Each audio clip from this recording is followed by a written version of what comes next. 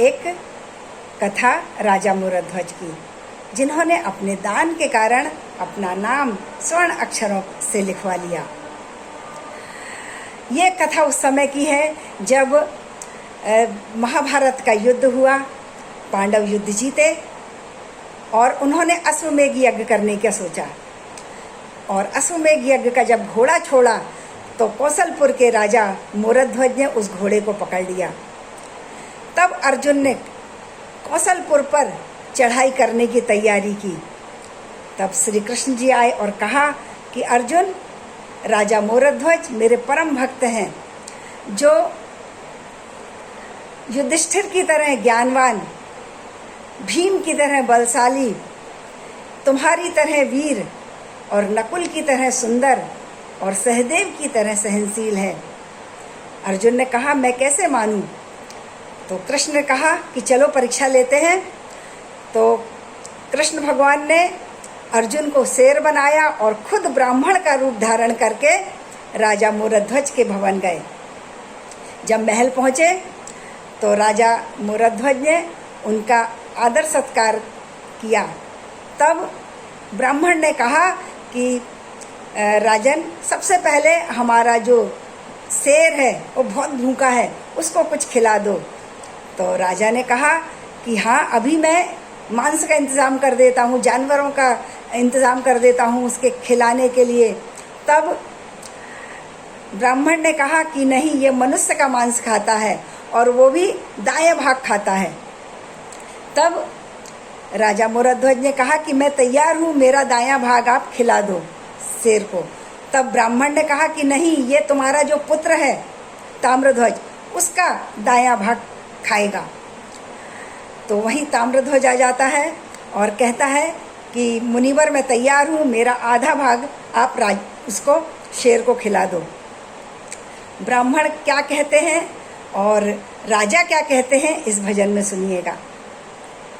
ब्राह्मण ने कहा, हे राजन वचन मेरा सुनिए, जो कि पहला तुम्हारा लाल है, सर पे आरा चला के उसे काटना, तब दान में तुम्हारे कमाल है। तो राजा ने कहा, मुनि तुम चाहो जो भी मांगो, सब कुछ मैं तुम्हें दे सकता, पुत्र वध करने से मुनि जी सत से कभी नहीं टल सकता, ताम्रध्वज खड़ा मेरा लाल है, जो कि छोटा अभी वह बाल है, सर पे आरा चला के उसे काटना, तब दान में तुम्हारे कमाल है। तब ब्राह्मण ने कहा कि पुत्र के ऊपर से आरा चले, जब आंसू गिरे ना आह निकले, वह बालक जरा हिले ना, मन की कोई चाह करे, शेर भूखा खड़ा बेहाल है, तब भोजन करे तत्काल है, सर पे आरा चला के उसे काटना, तब दान में तुम्हारे कमाल है। राजा और रानी आरा चला कर पुत्र को अपने काटने लगे, पुत्र की बाई आँखों से आंसू बहे तो मुनि यूं कहने लगे, अब शेर दायां भाग नहीं खाएगा, राजन तेरा दान व्यर्थ जाएगा, सर पे आरा चला के उसे काटना, तब दान में तुम्हारे कमाल है।